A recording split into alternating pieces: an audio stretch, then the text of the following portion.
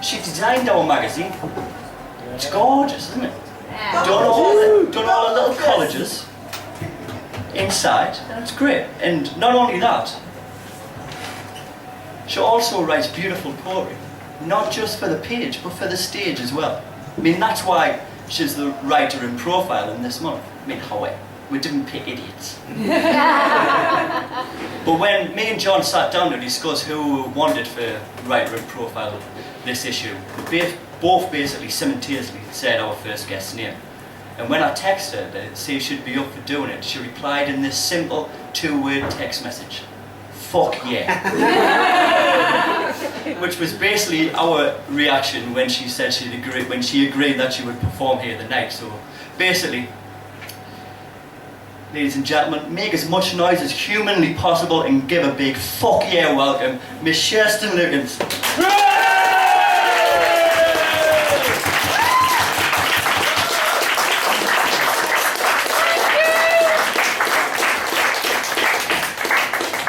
Thank you very much indeed. What an amazing welcome. Thank you. Everybody all right? Yes! Everybody liking the zine? Yes! Everybody liking the open mic? Hell yeah! Yeah. Slightly daunted having to follow that. Never mind, press on.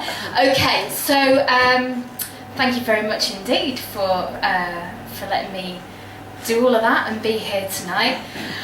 I really wanted to do the artwork because I love collaging. I love it.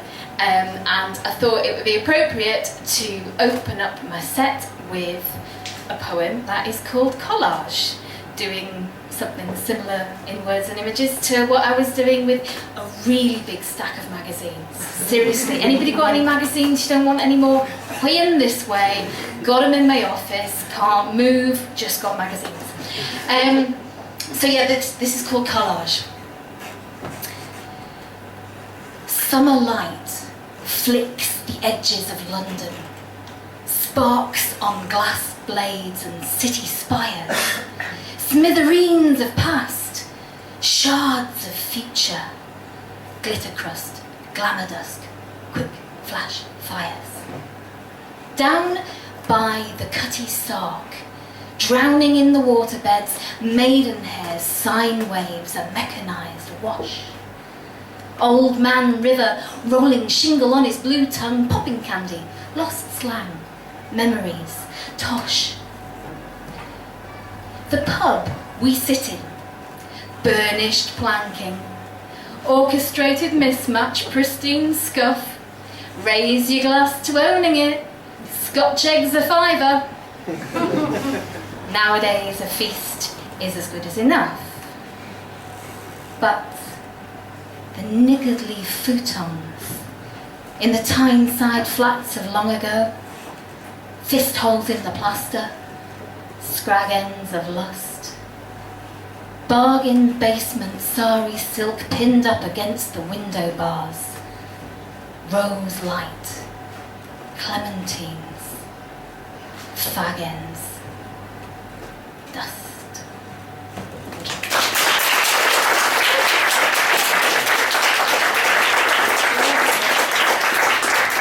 Very much. So one of the reasons I like collaging so much is that when I sit down and I cut things out and I paste them on a bit of paper, I essentially revert to being about 5 years old. Love it, absolutely love it. I'm absolutely gone with it.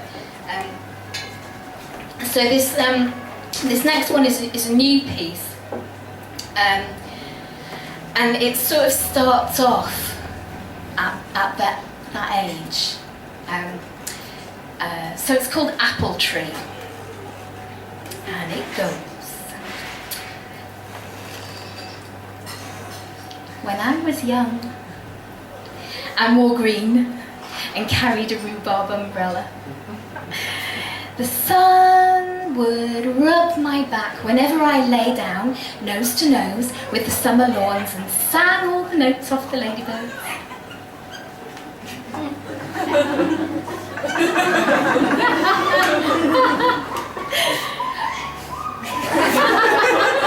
God, they're having a good night. Sang all the notes off the ladybirds. Back then, all my words came from the apple apple tree, and I would sit uppermost in its mind, so I could listen, but still twizzle the clouds around my finger. I didn't have much to say for myself, beyond pointing and calling names. Bird, sky, little spider. Then the tree taught me about adjectives. And I hung at least 3 around everything's neck. I mean, nothing was blue that could be azure or cerulean. Later on, I asserted that all leaves were jade spearheads, exactly as if I had just been keeping the armoury at the Celestial Palace, which indeed I had. It is possible that the tree disagreed. It is possible that I had stopped listening by then. So older, and not much taller, I moved to a more taciturn locale. Did you know that tarmac sounds exactly like a Sibyl speaking Klingon? And it's true. And concrete, really difficult dialect to master. Naturally, I ended up speaking to men a lot, as I often mistook them for trees. From my vantage, they are mostly drunk. But they didn't really offer the deep rooting I was after. Thank you, Richard.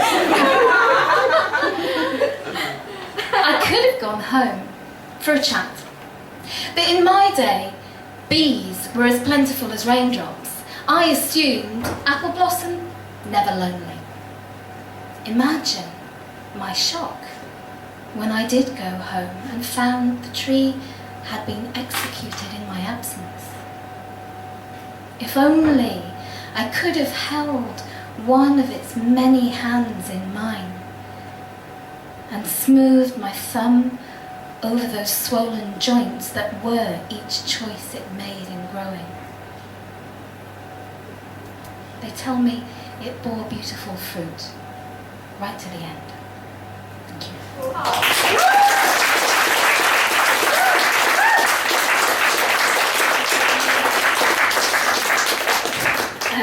Thanks for getting the rooting joke right. I'm so sorry.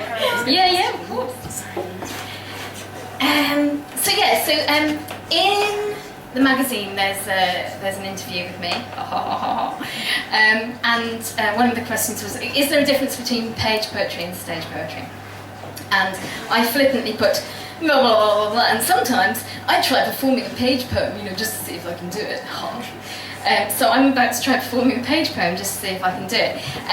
This is a noun plus poem. This is who knows about noun plus poems? Yeah. Poems, yeah. So it's a game, it's a game. You can take a poem of your own, or you can take a poem of somebody else, like a famous one, and you take each noun, and in the original exercise you replace it with the 7th noun down in the dictionary, and you end up with a kind of nonsense verse. It's really good fun. But this one is a noun plus 60, 40, 20 poem. Yeah? So we're going to approach the meaning together. Haha. And I have it over there just in case I forget it, because it makes no sense whatsoever.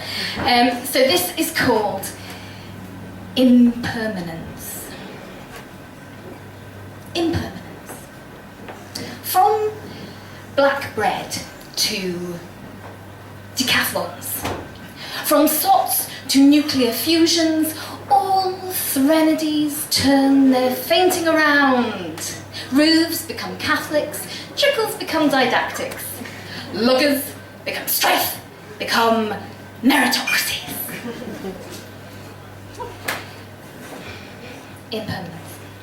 From bitters to debuts, sopraninos to novices, all thoughts turn their feces around.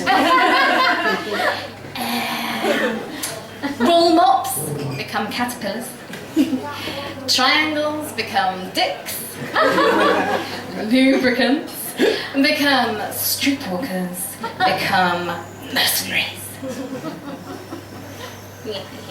Impermanence. From bison to debarments, from songsters to knots and crosses, all thistles turn their factions around. Rodeos become catch-alls, trenchermen become diatoms, lowlands become stratospheres, become menopauses.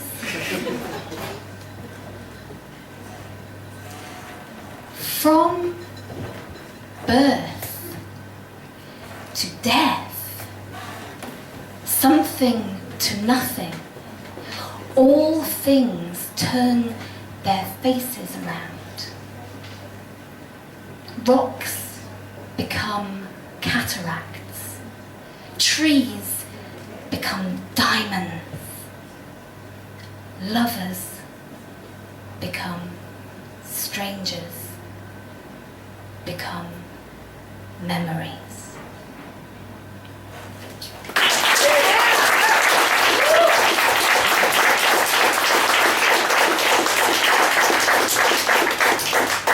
How am I doing for time, Asa? What should we do? What should we do next? 10 minutes. Oh, heavens. Far too much time. I don't have that many poems. What are we talking about? Right, okay, so the Impermanence one is because I've been almost accidentally writing quite a lot of poems about change. So I'm going to do, I think I've got time to do, a kind of little trilogy about change. So this first one is called Interchange.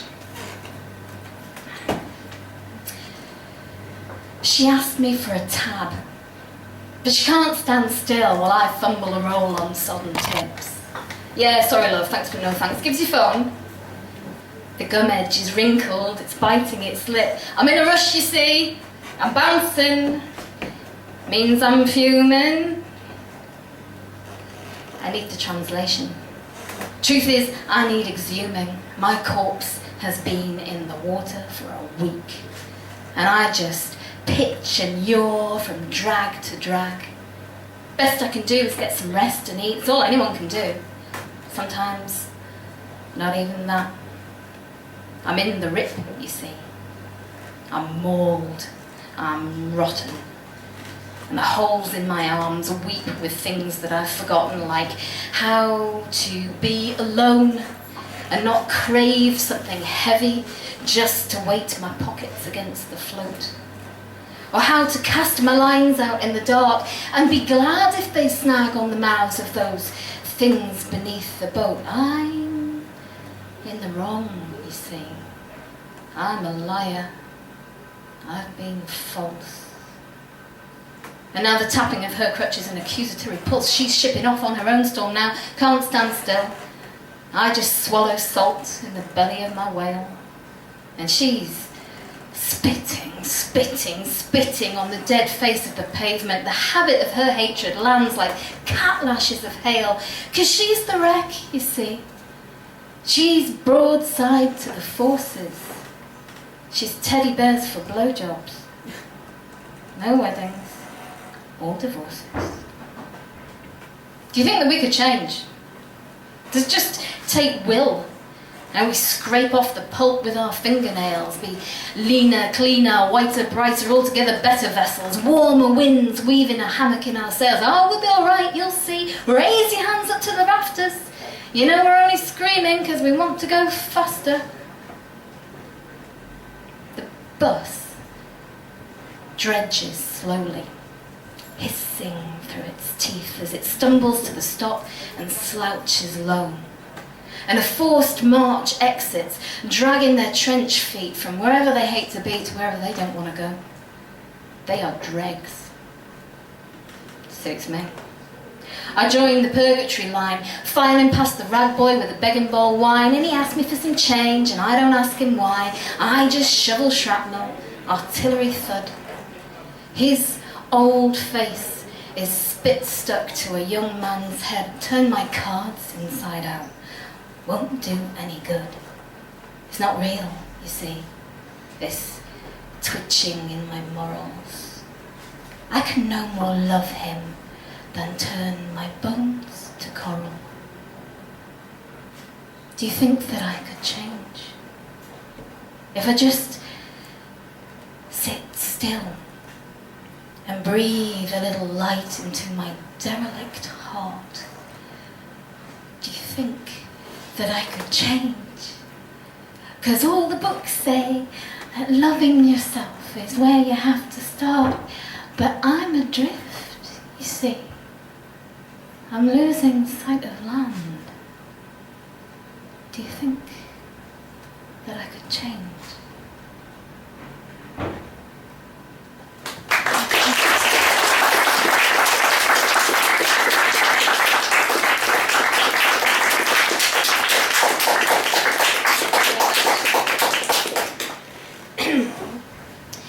And so the next one is called Sea Change.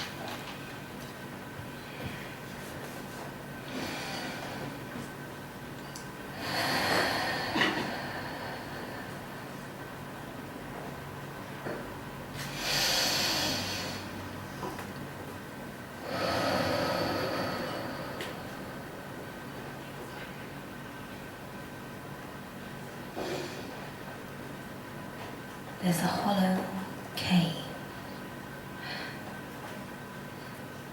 where the sea comes in. Slow wash. Slow wash. There's a narrow crack where the tide gets sucked. Boom. Hush. Boom. Hush. There's a solid wall where the shadows drown. Deep. Down. Deep. Down. There is something here that will not be rushed. Breathe. Breathe.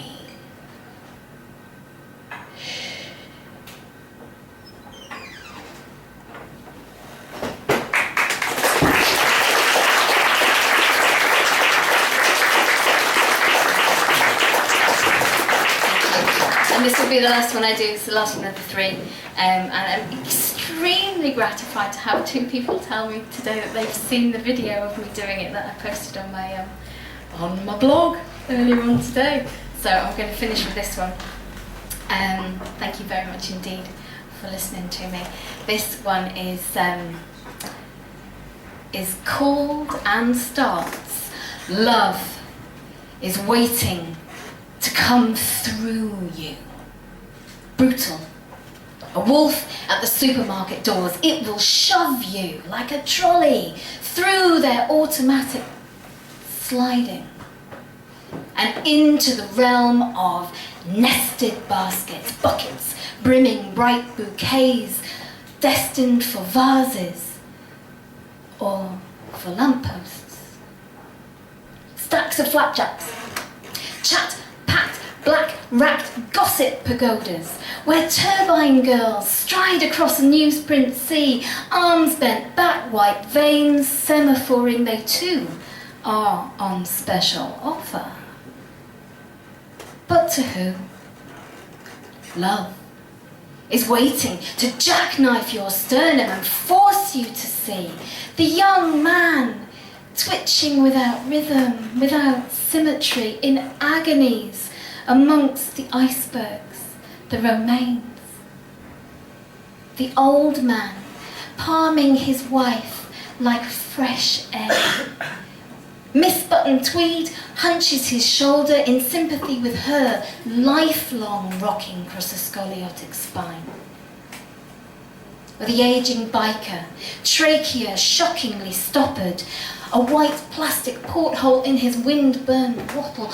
Love is waiting to escape you, clawing its way up from the shattered mine shaft to join them underneath the inert gases, in amongst those closed cup mushroom faces, all together shivering down the aisles of flayed muscle and seeking some comfort among those varnished apples, and beyond the unmanned tills are singing, please, please, please take your, please, please, please take your change.